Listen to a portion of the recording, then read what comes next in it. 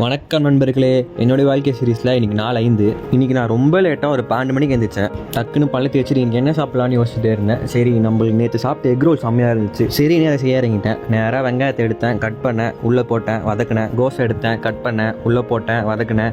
அதுக்கப்புறம் வதக்கிட்டே இருக்கும்போது தான் தோணுச்சு, ஐயோ வீட்டில் முட்டை இல்லை. அதுக்கப்புறம் நேராக வண்டி எடுத்துகிட்டு போய் முட்டையை வாங்கிட்டு வந்தேன். அப்புறம் நேராக போய் முட்டையை வாங்கிட்டு வந்தேன். அந்த முட்டையை எடுத்து கடாயில் போட்டு கொஞ்சம் நேரம் அப்படியே வதக்கிட்டு இருந்தேன். வதக்கினோடனே அது ரெடி ஆகிடுச்சு. ரெடி ஆனதுக்கப்புறம் சப்பாத்தி பண்ண ஆரம்பிச்சிட்டேன். சப்பாத்தி, ஏன்னா அதுதான் சாப்பிட்ணும். ஆனால் இது மைதாவில் பண்ணால் தான் நல்லாயிருக்கும். ஆனால் எனக்கு மைதாவில் செட் ஆகாது. ஜிம் வேறு போகிறேன். அதனால் நேராக கோதுமையில் இறங்கிட்டேன். டக்குன்னு எடுத்து 2 சப்பாத்தியை போட்டு அதில் வீட்டிலேயே செஞ்ச ஒரு மைனஸ் இருந்துச்சு.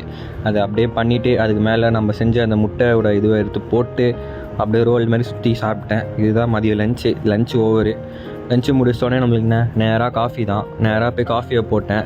அதை குடிச்சிட்டு அதுக்கடுத்து அப்படியே சுற்றிட்டு இருந்தேன் கொஞ்சம் நேரம். சரி, கொஞ்சம் ஷேவ் பண்ணலாம் அப்படின்ட்டு போயிட்டு நம்ம தாடியெல்லாம் கொஞ்சம் ஷேவ் பண்ணிட்டேன். அப்புறம் நேராக ஜிம் கிளம்பிட்டு அங்கே போய் கொஞ்சம் சூடு மேலாம் போட்டு 2 புஷ்அப்பு அதெல்லாம் சும்மா எடுத்துகிட்டு இருந்தேன். அப்புறம் எடுத்துகிட்டு நம்மளுக்கு என்ன வேலை, சும்மா கேலிஸ்தெனிக்ஸ் ப்ராக்டிஸ் பண்ணுறது தானே. சும்மா போயிட்டு ஹேண்ட் ஸ்டாண்ட்லாம் இப்போ தான் கற்றுக்கிட்டு இருக்கேன். சுத்தமாக வரமாட்டேங்குது. இது ஒரு 6 மாதம் ஆகிடும்னு நினைக்கிறேன். அப்புறம் ஃப்ராக் ஸ்டாண்ட் பண்ணிகிட்டு இருந்தேன். அப்புறம் கொஞ்சம் புஷ்அப்பு எல்லாம் எடுத்துகிட்டு அப்படியே கொஞ்சம் வீடியோ எடுத்துகிட்டு இருந்தேன் சும்மா லூஸ் தனமாக. அதை எடுத்து முடிச்சுட்டு நான் அப்புறம் கிளம்பிட்டேன். கிளம்பிட்டு அடுத்து எங்கே போகிறது, ஓட்டம் தான். அப்புறம் ஓட்டத்துக்கு போனோம். அப்புறம் நேராக அங்கே போயிட்டு ஒரு 15 கிலோமீட்டர் ஓடினேன். அவ்வளோதான். அந்த 15 கிலோமீட்டர் ஓடி முடிச்சு ஒரு இடத்துல உட்காந்தேன். சுத்தமாக எந்திரிக்கவே முடியல. சரியான வலி. காலில் அங்கே பாருங்கள் உட்காந்தது தெரியும். அப்படியே உட்காந்து இப்படின்னு கஷ்டப்பட்டு சுற்றி பார்த்துட்டு இருந்தேன். முடியலனாலும் சுத்தமாக.